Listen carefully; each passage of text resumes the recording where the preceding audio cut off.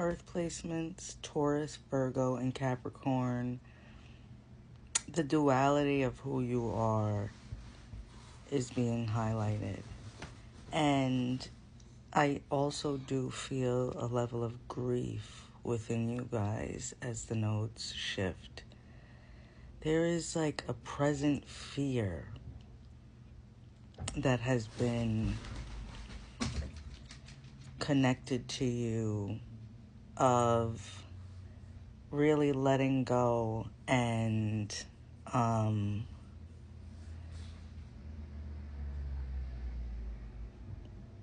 remembering who you are.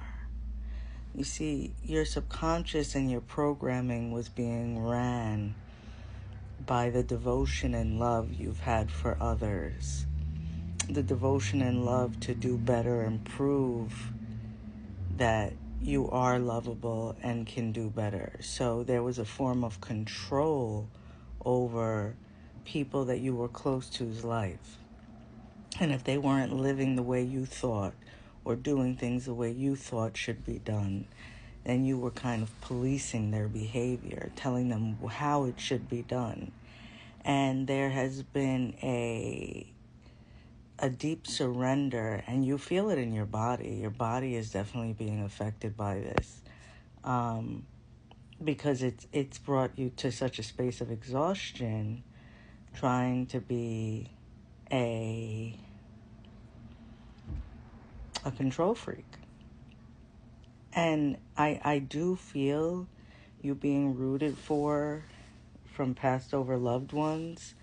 I do feel that you are definitely not alone on this journey, but it has, like I said, it's a fear, and fear is natural. It's okay. Fear is also an awareness that something is off, right? So we do fear the better sometimes as well, because we're so used to the bullshit.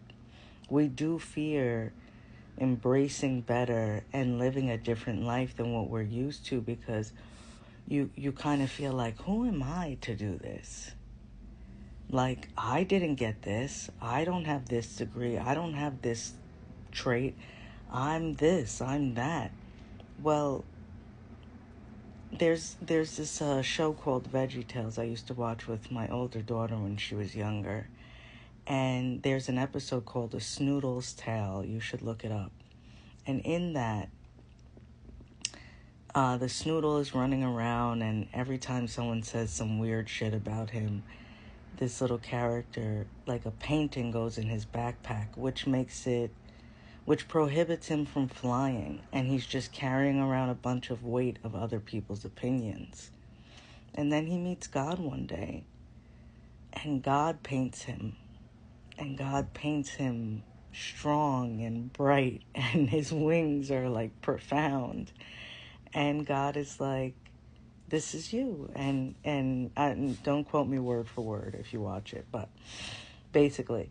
And the Snoodle's like, that's not me, and I'm this and I'm that. And like, he's saying all the things that he's been told. And he's like, no, I know who you are because I made you.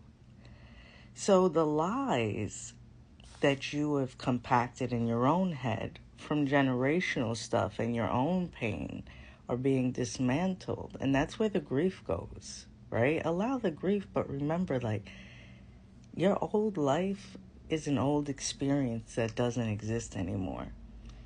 And God is showing you who you are. You're not a control freak. You're not here to be self-sacrificing. You're not here to carry everyone's burden, to be old reliable, for people to have unrealistic expectations of you, and for you to have unrealistic expectations for others. It's just gone now. So you're free, baby. You're free. And you're free to become who God has always known you to be and who made you. So as you experience this unraveling, be gentle with yourself. And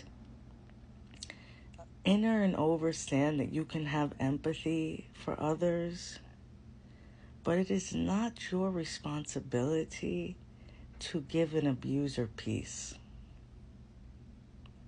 Because I do feel a lot of people having a lot of regret around you. And that's their problem. And that's for them to speak to God about. So be real gentle with yourself through this process, but know that you are becoming.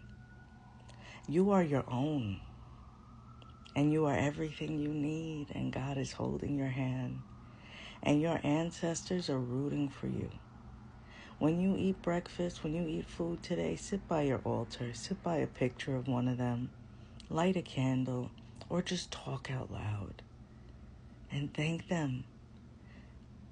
You know, we have free will, and sometimes we forget to ask for help. It's safe to ask for help. You deserve it.